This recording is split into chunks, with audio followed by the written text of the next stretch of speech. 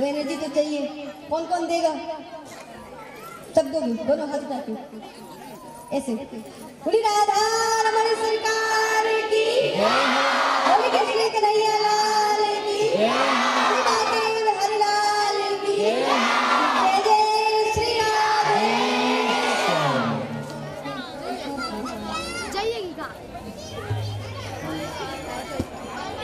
महाराज विष्णु के बड़े पुत्र हैं कंस। कंस का जब जन्म हुआ तो ब्राह्मणों ने कहा महाराज ये पुत्र आपका आपके वंश को नष्ट कर देगा। तो महाराज विष्णु ने उस बालक को यमुना जी में बहा दिया। उसी समय यमुना जी में सूरसेन जी प्रार्थना कर रहे थे। सूरसेन जी के सामने से जब वो बालक बहता हुआ आया तो उन्होंने उस बालक को उठा लिया और अपने साथ घर लेकर के आए और अपने पुत्र वासुदेव के साथ उस बालक का लालन पालन किया। आज नारद जी ने कहा कंस तुम्हें पता है क्या तुम कौन हो? कंस ने कहा कौन हो? कहा तुम मथुरा के नरेश महाराज उग्रसेन के बड़े पुत्र हो। बड़े पुत्र होने का मतलब घर संपत्ति पर पहला अधिकार होता है ना, बड़े बेटे का ज्यादा अधिकार। देखिए बड़े जो संतान होती है घर में, पहली संतान, वो सबको बहुत प्यारी होती है, चाहे बेटा हो चाहे बेटी हो। दादा का, दादी की, मामा मौसी चाचा ताऊ सबका वो बच्चा लाडला होता है, वो पहला होता है। पिता का भी लाडला होता है और सबसे छोटा लाडला अपनी माँ का लाडला होता है, छोटा बालक, क्योंकि वो छोटा है। भैया यही है अब तो मैं पूरा लाड उसको डाल देती है। तो बड़ा पिताजी और दादाजी का लाडला और छोटा माँ का। अब बच्चे बीच के,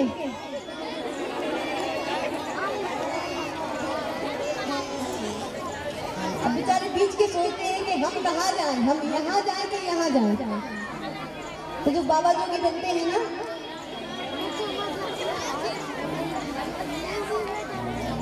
महाराज उग्रसेन के बड़े पुत्र हैं कंस। कंस ने जब नारद जी से सुना कि हम बड़े पुत्र हैं महाराज उग्रसेन के, तो भगवान भोलेनाथ की तपस्या के लिए चला गया। भगवान भोलेनाथ ने एक धनुष दिया और कहा कि जो इस धनुष को तोड़ देगा वो तुम्हें छोड़ेगा नहीं। कंस ने आते ही मथुरा पर चढ़ाई कर दी, अपने पिताजी को बंदी गृह में डाल दिया, जेल में डाल दिया। अब कंस ने विचार किया कि मैंने सारे बुरे काम किए हैं, क्यों ना एक आध अच्छा काम कर लूं। तो कंस ने अपनी छोटी बहन देवकी का विवाह वासुदेव जी के साथ पक्का कर दिया। बढ़िया विवाह कराया, सुंदर सुंदर उपहार दिए। जब विदा का समय आया तो सोचा कि थोड़ा और अच्छा बन जाऊं, तो कहा कि चलो देवकी को हम खुद विदा करके आएंगे। रथ पर आगे बैठा और माता देवकी और वासुदेव जी को विदा करने के लिए जाने लगा। उसी समय आकाश में बादल गर्जना करने लगे। आकाशवाणी हुई। आकाशवाणी ने कहा अरे कंस, जिस बहन को तू विदा करने जा रहा है इसका 8वां पुत्र तेरा काल होगा। कंस ने जैसे ही सुना, कंस रथ से नीचे उतरा और नीचे उतर करके माता देवकी के बालों को पकड़ा, बालों को पकड़ करके नीचे लाया और तलवार निकालकर जैसे ही मारने का प्रयास किया तो वासुदेव जी ने रोक दिया। कहा महाराज, एक स्त्री पर हाथ उठाना आपको शोभा नहीं देता। और ये देखिए बहुत सच है ये बात कि जिसके घर में स्त्री का सम्मान नहीं होता, ना वहाँ देवता प्रसन्न रहते हैं, ना वहाँ गुरु प्रसन्न हो सकता है और ना वहाँ लक्ष्मी रह सकती है, क्योंकि लक्ष्मी को तो आप पीट रहे हैं। जिस घर में स्त्री का सम्मान नहीं है वहाँ कोई, आप देखिएगा कि अगर कोई स्त्री दुखी है घर में, उसके साथ मारपीट होती है, तो उस घर में वो सुख नहीं होगा जो होना चाहिए। और जो व्यक्ति, जो पति अपनी पत्नी पर हाथ उठा देता है वो अपने जीवन के सारे पुण्यों को नष्ट कर देता है और फिर उसे संकटों से कोई नहीं बचा सकता। जो बचा सकती है उसे उसने खुद ने मारा, खुद ने पीटा, तो अब कौन बचा? इसीलिए जिस घर में स्त्री के साथ मारपीट होती है, स्त्री पर कोई हाथ उठाता है, उसके घर में कभी भी लक्ष्मी का वास नहीं हो सकता। आप देखिएगा कि जहाँ स्त्री को पीटा जाता है वो घर हमेशा कंगाल ही रहता है और धीरे धीरे और कंगाल होता चला जाता है। वासुदेव जी ने कंस को रोक दिया कि स्त्री पर हाथ उठाना सही नहीं है। क्यों नहीं है? क्योंकि वैसे नॉर्मल में भी एक स्त्री के अंदर 9 देवियों का वास होता है। एक स्त्री क्या क्या नहीं करती, जो माँ है, जो पत्नी है, जो बीवी है, जो बहन है, घर का काम भी कर रही है, बच्चों को भी पढ़ा रही है, अगर जॉब करने जाती है बाहर तो बाहर का काम भी कर रही है, अपने घर के जीवन को भी चला रही है। और बाद में सुनने को क्या मिलता है कि तुम घर में करती क्या हो? करती क्या हो घर में? वही रोटी सब्जी का काम है। तो जो आपसे ये कहते हैं कि रोटी सब्जी का काम है, कभी उनसे भी करवाइएगा रोटी सब्जी, तो पता चले कि रोटी सब्जी बनाना कितना बड़ा खेल है। जब वो रोटी सब्जी बनाएंगे तो कहीं का नक्शा नहीं बनेगा उनसे, तब पता चलेगा कि घर का काम होता क्या है। घर का काम अंधे कुएं के जैसा है, जितना करते जाओ उतना बढ़ता जाता है। वासुदेव जी ने रोक दिया कि आप स्त्री पर हाथ मत उठाइए। स्त्री पर हाथ उठाना आपको शोभा नहीं देता। आपको देवकी से कोई भय नहीं है, आपको भय है देवकी की संतानों से। मैं उसको खुद लेकर के आऊंगा आपके पास। कंस ने कहा कि आपको हमारी एक बात माननी होगी, एक शर्त माननी होगी। क्या? कि जब तक देवकी 8 बालकों को जन्म नहीं दे देती तब तक आपको बंदी बनकर हमारे बंदी गृह में रहना होगा।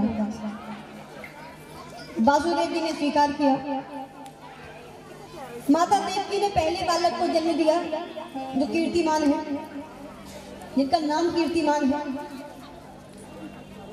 कंस के पास जब ये समाचार पहुंचा तो कंस कारागृह में आया और कंस ने विचार किया कि ये तो पहला बालक है, इससे थोड़ी कोई दिक्कत है, दिक्कत तो आगे वाले से है। इसीलिए वो बालक को छोड़ने के लिए तैयार हो गए, मन में विचार करने लगा। तो उसके जो सेनापति हैं मुष्टिक और चाणूर, उन्होंने कहा महाराज ये गलती मत करिएगा। क्यों? क्योंकि पता नहीं देवता कब आपके साथ छल कर दे और पहले कोई आटवा बना दे, इसलिए इन्हें छोड़िए मत। कंस ने बालक को अपने हाथ में लिया और पत्थर पर पटक दिया। ऐसे करते करते 6 बालकों को कंस ने मार दिया। 7वें बालक के रूप में बलदाऊ जी पधारे। माता रोहिणी वासुदेव जी की सबसे बड़ी पत्नी है। भगवान श्री हरि ने योग माया से कहा कि आप संकर्षण विधि के द्वारा हमारी माता देवकी के गर्भ में जो बलराम जी हैं, जो शेषनाग जी के अवतार हैं, उन्हें हमारी माता रोहिणी के गर्भ में पहुंचा दीजिए। बलराम जी माता रोहिणी के गर्भ में आए, बलराम जी ने जन्म लिया। सभी देवी देवता भगवान के समक्ष विराजमान हैं। भगवान श्री हरि से प्रार्थना कर रहे हैं कि भगवान कंस के अत्याचारों से हमारी रक्षा करिए। तो भगवान ने कहा कि आप चिंता ना करिए। ब्रज में, मथुरा में एक राजा है वासुदेव, उनके यहाँ हम पुत्र रूप में जन्म लेंगे। कहाँ लेंगे? ब्रज में लेंगे। अब जैसे देवताओं ने सुना तो सभी के सभी ब्रह्मा जी के पास पहुंचे और ब्रह्मा जी से कहा, ब्रह्मा जी हमें ब्रज में जन्म दे दीजिए, कुछ भी बना दीजिए। ब्रह्मा जी ने किसी देवता को स्त्री बनाया, किसी को पुरुष बनाया, किसी को बालक बनाया, किसी को गाय बनाया, किसी को मोर बनाया, किसी को बंदर बनाया, किसी को पेड़ पौधे बनाए।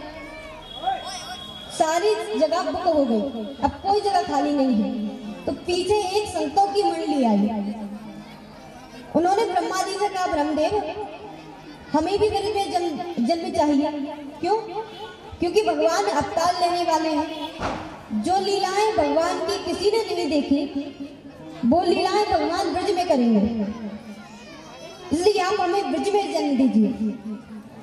ब्रह्मा जी ने कहा कि अब तो कोई जगह ही नहीं बची है, सारी जगह फुल हो गई है। तो संतों ने कहा, भगवान निराश मत करिए, अगर और कुछ नहीं है बनाने को तो ब्रज का कण ही बना दीजिए, कंकड़ ही बना दीजिए, रथ ही बना दीजिए, धूल मिट्टी ही बना दीजिए।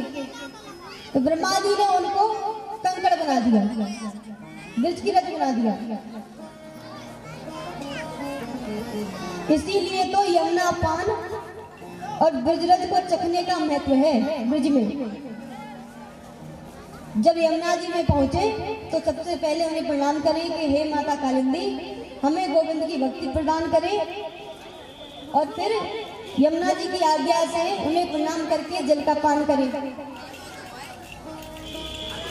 गंगा नहाने का और जमुना पान का बड़ा महत्व है। उसके बाद ब्रजरथ में जब आप गिरिराज जी की परिक्रमा लगाएं तो वहां गिरिराज जी की परिक्रमा लगाते समय ब्रज की रज को उठा करके मस्तक से लगाएं, ताकि जो घुमा फिरा दिमाग है ना वो सही हो जाए।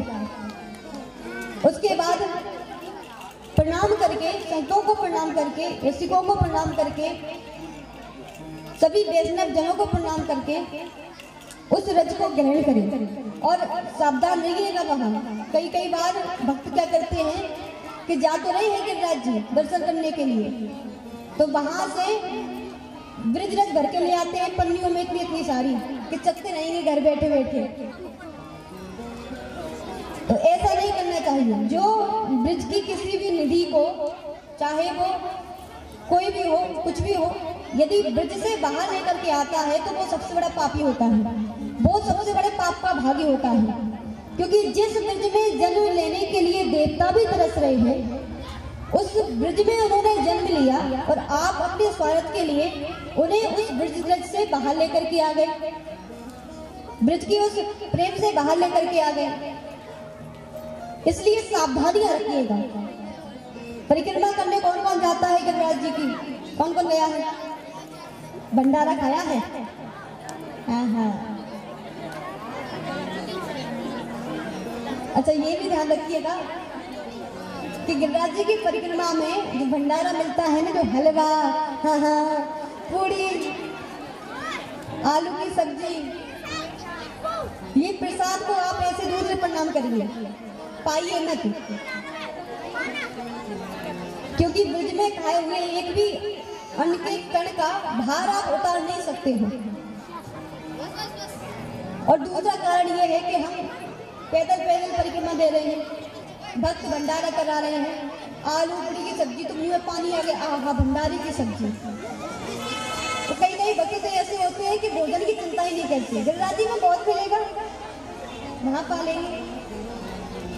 तो जब आप गिरिराज जी में परिक्रमा के लिए जाते हो, वहां जो भक्त प्रसादी बांट रहे हैं वो मूर्ख थोड़ी है, वो भी बुद्धिमान है। उन्हें पता है कि आप परिक्रमा दे रहे हो, परिक्रमा में भूख तो लगेगी, पैदल चलते हैं तो और भूख लगती है। तो जब आप पैदल चलते चलते जाओगे और आपको जोर से भूख लगेगी, वहाँ यदि आपको कोई प्रसादी मिल गई, आपने वो पा लिया, तो आपके एक निवाला पाते ही जो भी आपकी परिक्रमा का फल है वो व्यक्ति को चला जाएगा। लो खा लो हलवा पूरी, खाओ बढ़िया प्रेम से। इसीलिए परिक्रमा देने बहुत जाइए, खूब जाइए, लेकिन सावधानियां रखिएगा। आजकल एक और ट्रेंड है सेल्फी का, पता नहीं कैसा मुद्दा एक से सेल्फी। मंदिर में जाते हैं तो ये नहीं कि भगवान को प्रणाम करें, भगवान से मिलने आए हैं, भगवान से मिलने, पहले मोबाइल देवताओं को बाहर निकालेंगे, पहले उन्हें भगवान के दर्शन कराएंगे, फिर खुद दर्शन करेंगे। इसीलिए देखिए, फोटो लेने में कोई दिक्कत नहीं है, ना सेल्फी लेने में कोई दिक्कत है, लेकिन हर चीज की एक मर्यादा होती है। आप इतना तड़प रहे हो दर्शन करने के लिए और आप वहां पहुंचे और मोबाइल में ऐसे करके उठा लिया और वीडियो बनाने लगे, रील्स बना रहे हैं। तो जो वहाँ आनंद था वो कहाँ मिला आपको? वो आनंद आपने कहाँ पाया? जैसे आए थे ठन गोपाल वैसे ही लौट आए, उसमें कोई अंतर नहीं है।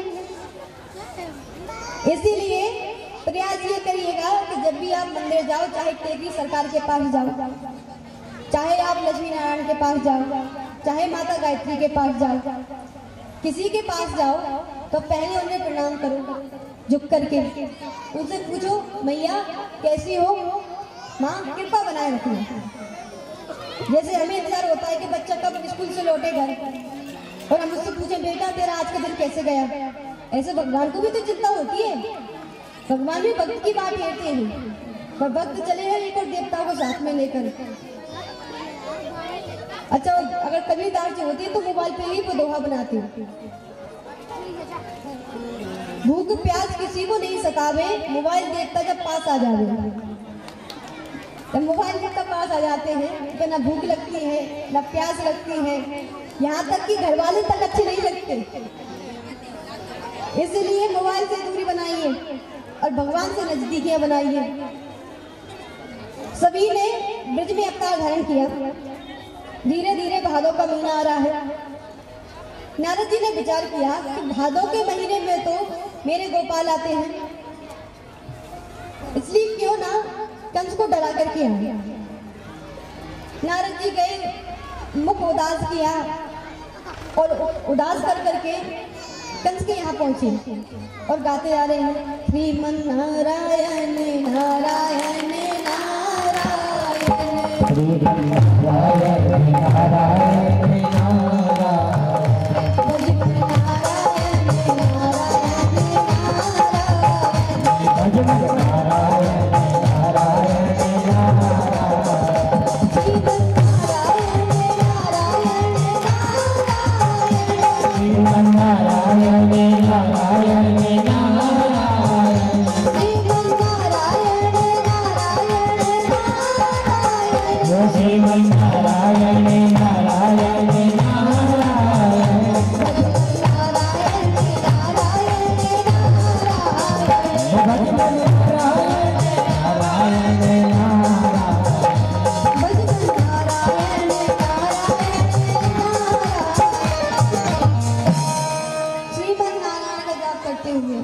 नारद जी पधारे।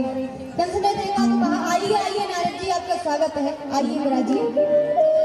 नारद जी ने कहा क्या विराजे, पता है ना आठवां आने वाला है। कंस ने कहा हाँ महाराज पता तो है, तो कुछ व्यवस्था की कि नहीं की?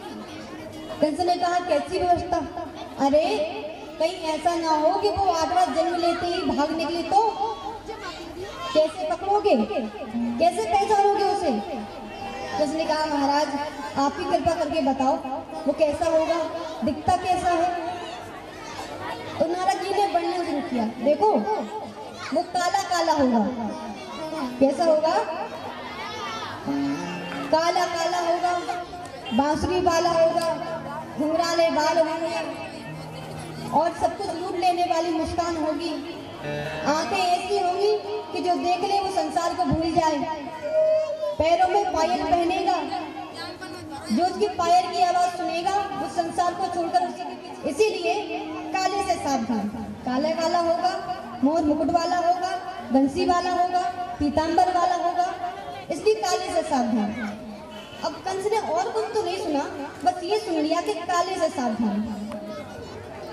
अब कंस ने देखा कि जितने भी आसपास काली कलर की चीजें हैं, पर्दे हैं या कोई कारपेट है, कुछ भी है तो उसे हटा दिया। हटाओ काला, कुछ नहीं चाहिए। अब उसका जो रसोईया है उसने भोजन बनाया। जब भोजन बनाया तो भोजन में काले मूंग की दाल बना डाली। अब जैसे ही काले मूंग की दाल बनाई तो कंस ने देखा उसे, उस दाल को, कहा अरे काला काला आ गया, अरे बांसुरी वाला आ गया, अरे पीतांबर वाला आ गया, अरे मुझे बचाओ। सैनिकों ने कहा कौन आ गया, कहाँ आ गया? ये तो दाल है। उसी के पास में जीरा ऊपर उठ के आ गया, भाई साहब मुझसे भी थोड़ा डर जाओ तो मुझे भी सुख मिले। तो जीरे को देखकर कंस उधर उचक के पड़ा, अरे बचाओ, काले से बचाओ, मेरी रक्षा करो, मेरी सहायता करो, मुझे बचाओ। सैनिकों ने कहा कि हमें तो कोई नहीं दिख रहा, कोई दिखे तो रक्षा करे, तो मदद करे, पर कोई दिख ही नहीं रहा है तो किससे बचाएं? तो उसने कहा अरे इस उठा के ले जाओ। तो उस मूंग की दाल को उठाने के लिए, काली मूंग की दाल को उठाने के लिए 10,000 सैनिक बुलवाए। कितने? 10,000 सैनिक कंस ने, और 10,000 सैनिकों ने मिलकर के वो एक कटोरा काले मूंग की दाल उठाई। अब ठाकुर जी विचार कर रहे हैं, भगवान विचार कर रहे हैं कि हम जन्म लेने वाले हैं, सभी तैयारियां हो गई हैं। अब देवताओं के मन में चिंता हुई। देवता विचार करने लगे कि कहीं ऐसा ना हो कि भगवान अवतार लेने के बाद कंस को मारना छोड़ दें, कंस को मारे ही ना। क्यों? क्योंकि कंस रिश्ते में भगवान के मामा लगते हैं। वैसे तो एक ही माँ होती है व्यक्ति की, लेकिन मामा एक ऐसा शब्द है जिसमें दो माँ है, मामा है ना। तो कहीं ऐसा ना हो कि संबंधों के चक्कर में भगवान कंस को मारना ही छोड़ दें, मारे ही ना उसे। तो क्या करें? सभी देवता भगवान के पास पहुंचे और कहने लगे सत्यव्रतम सत्य परम त्रिसत्यम सत्यस्य योनि निहित च सत्ये। बार बार कह रहे हैं कि हे सत्य स्वरूप, हे सत्य स्वरूप, हे सत्य स्वरूप, भगवान कृपा करें। अब सत्य सत्य क्यों कह रहे हैं? कि भगवान इस सत्य को भूले ना कि उन्हें हमारी रक्षा करनी है। भगवान संबंधों में ना उलझे, इसलिए सत्य सत्य कह करके बार बार उन्हें रोक रहे हैं। भगवान श्री हरि जब अवतार धारण करते हैं तो माता लक्ष्मी भी अवतार धारण करती है। पर ब्रज की बात निराली है। ब्रज में भगवान ने जब अवतार धारण किया तो भगवान के साथ प्रकृति स्वरूप जिनसे संसार है, वो प्रकृति स्वरूप श्री किशोरी राधा रानी ने जन्म लिया ब्रज में। भगवान से पहले भगवान का जन्म, श्री राधा रानी का जन्म किस गांव में हुआ था? बताइए किस गांव में हुआ था? जाओ जाओ, क्या बात है? पक्का बरसाने में हुआ था? पक्का? एक बार और सोच लो, कहीं आस पास नहीं पता, कहीं नहीं हुआ, बरसाने में हुआ। कहाँ हुआ था? श्री राधा रानी का जन्म हुआ था रावल गांव में। कहाँ? जो बरसाने के पास में है। बरसाने में विधान जी की कचहरी लगती थी, अदालत, इसलिए श्री जी वहां निवास करती हैं। ब्रज में ठाकुर जी हैं, पर राजा के रूप में नहीं है, युवराज के रूप में है। किसके रूप में? युवराज के रूप में। रानी तो केवल एक है, हमारी किशोरी श्री राधे रानी, रानी एक है। और ठाकुर जी को मर्यादा में कोई राज सकता है तो वो केवल श्री जी है, वो केवल राधा रानी है। इसीलिए बांके बिहारी के मंदिर में, श्री राधा रमन लाल जी के मंदिर में श्री जी का कोई ना कोई प्रतीक रखा जाता है, ऐसे घूंघट उड़ा करके, तो उससे ठाकुर जी मर्यादा में डटे रहते हैं। नहीं जानते हैं आप कि भैया ये तो टेढ़े ठाकुर हैं। तो आइए हम श्री जी के नाम का गान करते हैं, भगवान के कीर्तन की ओर बढ़े, भगवान के देव कथा की ओर बढ़े।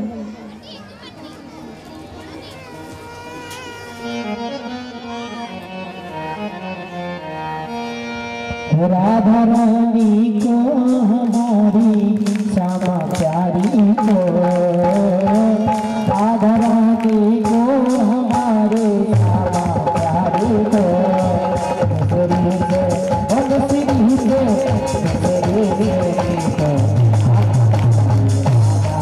श्री से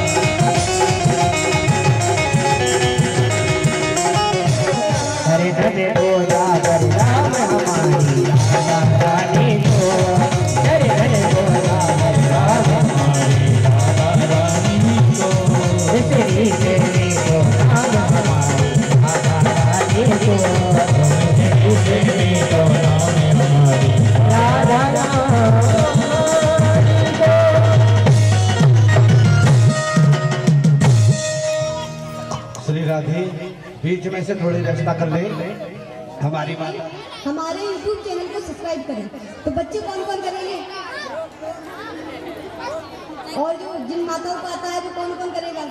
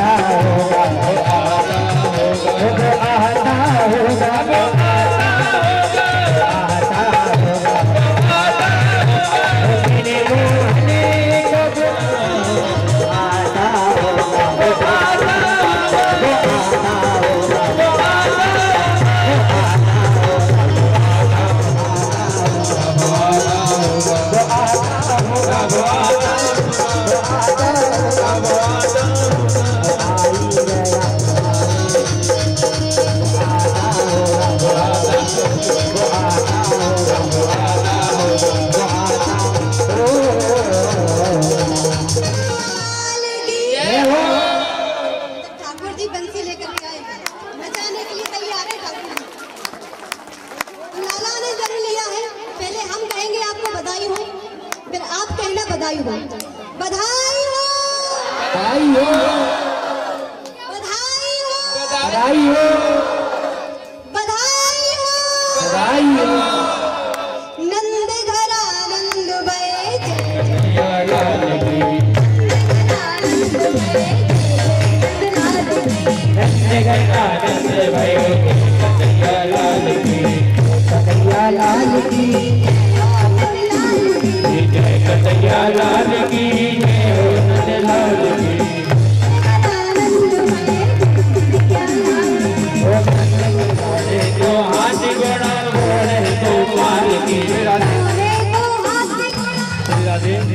अच्छा एक बात बताइए, आपके यहाँ बच्चों के जन्मदिन कौन कौन मनाते हैं?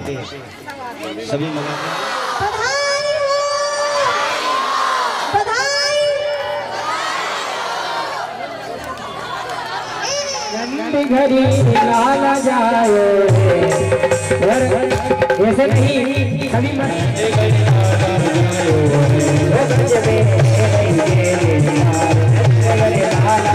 जायो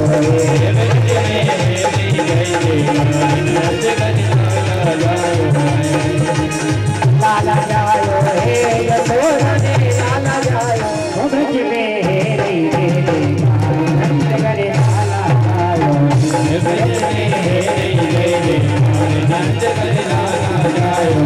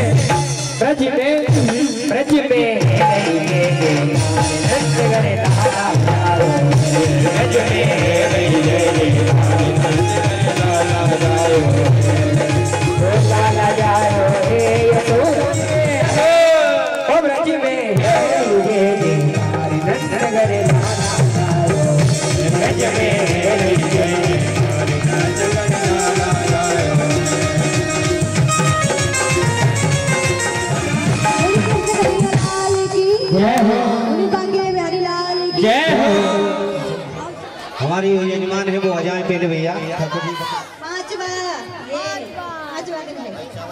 कल हम सभी ठाकुर जी की मधुर और दिव्य लीलाओं का स्मरण करेंगे। पूजो कौन कौन सी? अच्छा भैया का और भी कह रहा है कि आप चुप हो जाओ तो हम बजे तो ये नचे, इसलिए वो भी अपने आप बजते जा रहा है। पर थोड़ा समय दीजिए, उसके बाद हम सभी नचेंगे। तो आइए हम सभी कल की लीला का स्मरण करें। कल जो मुख्य प्रसंग होगा वो होगा गोवर्धन लीला। कल आसन मिल गई ऊपर वाले दिए ध्यान महाराज को धारण करेंगे। कल आप सभी को गोवर्धन मिलेगा और आप सबको बटेगा, यही प्रसाद होगा कल। तो कल आप सभी को क्या क्या लाना है जरा मुझे बताओ। गुलाब जामुन, खीर और जलेबी। क्या जलेबी? आवाज ही नहीं आ रही आप लोगों की। जलेबी, इमरती, सूजी की। हम बैठे बैठे ही ठाकुर जी की बधाई का आनंद लें और उसके बाद फिर हम बधाई लेने के लिए खड़े होंगे और बधाई सब लेंगे।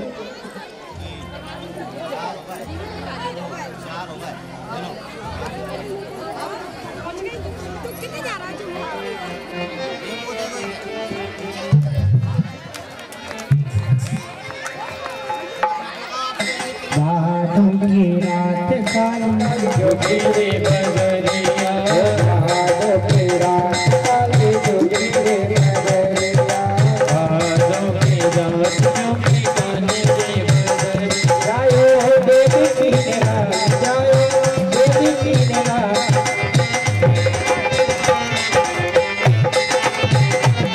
ओ बातों की रात काली जो गिरे बदरिया, बातों की रात काली जो गिरे बदरिया, ओ बातों की रात काली जो गिरे बदरिया, बातों की रात काली जो गिरे बदरिया। ओ भाइयो अजब कमाल, भाइयो अजब कमाल, जायो देवी की निराल, जायो देवी की निराल। देखो देवल में बातों की रात काली जो गिरे बदरिया, बातों की रात काली जो गिरे बदरिया।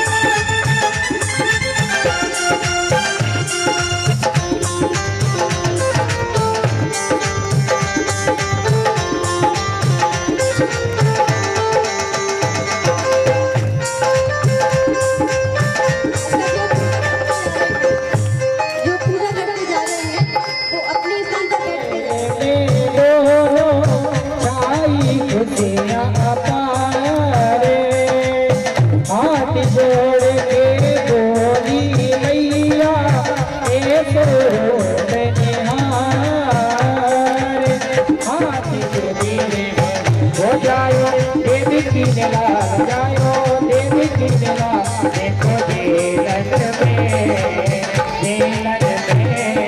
भादों की रात काली भादों की रात काली जोगी रे अनरिया भादों की रात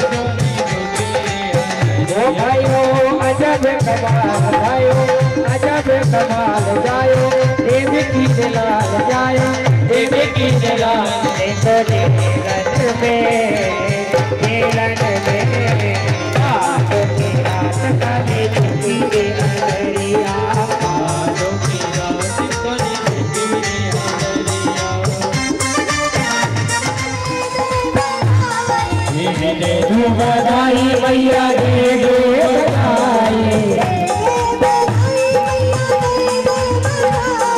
बधाई बधाई मैया दे बधाई जय हो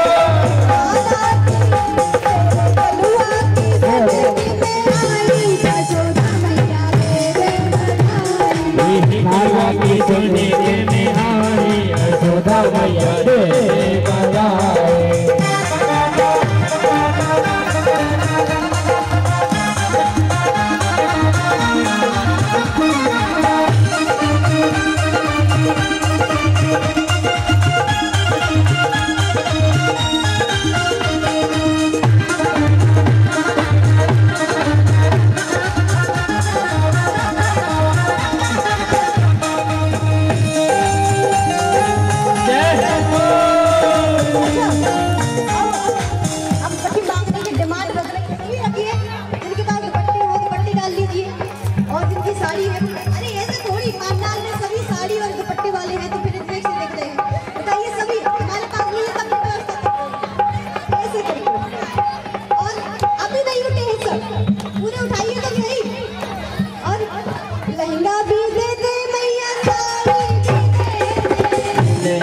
दे दे भैया साड़ी भी दे दे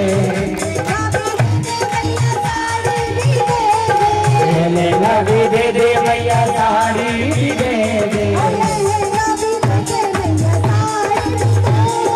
लेना भी दे दे भैया साड़ी भी दे दे लेना भी दे दे भैया साड़ी भी दे दे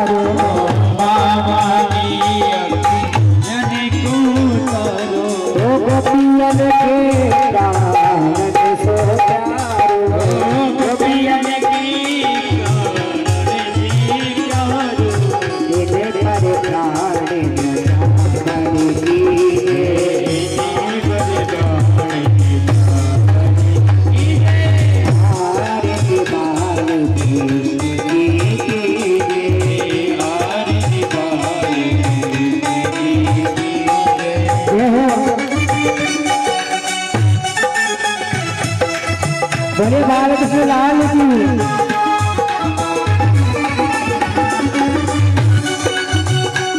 हरी लाल की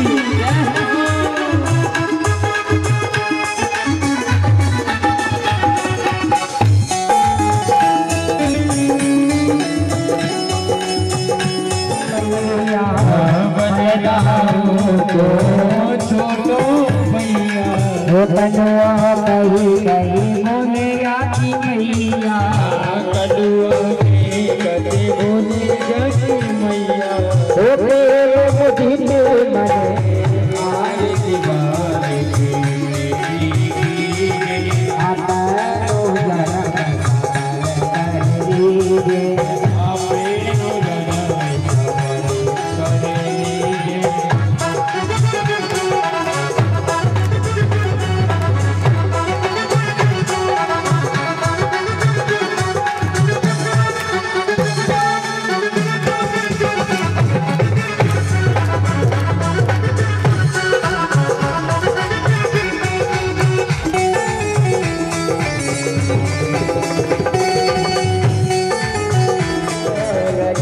मधुर सुहागे तो नदी बोल रे मधुरी सुहागे हो सकल संग के लत सुख पावे सकल संग के लत सुख पावे कोई प्रगति जो इनको जावे कोई प्रगति जो इनको जावे अब इनको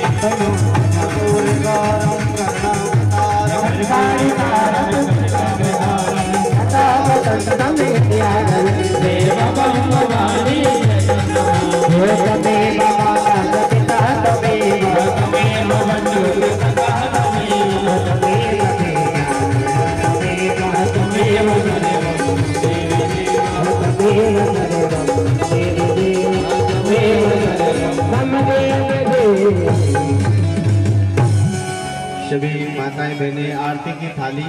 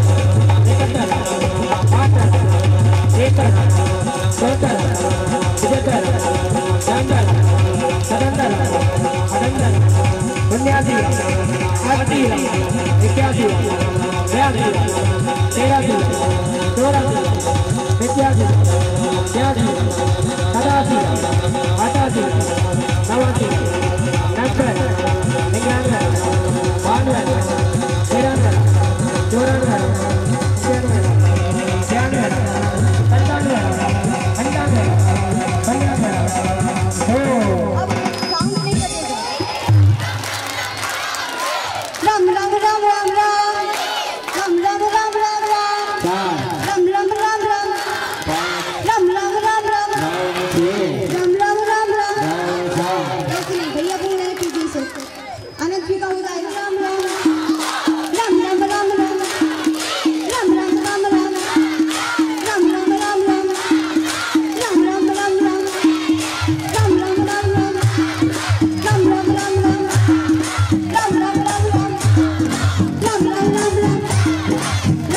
blah, blah, blah.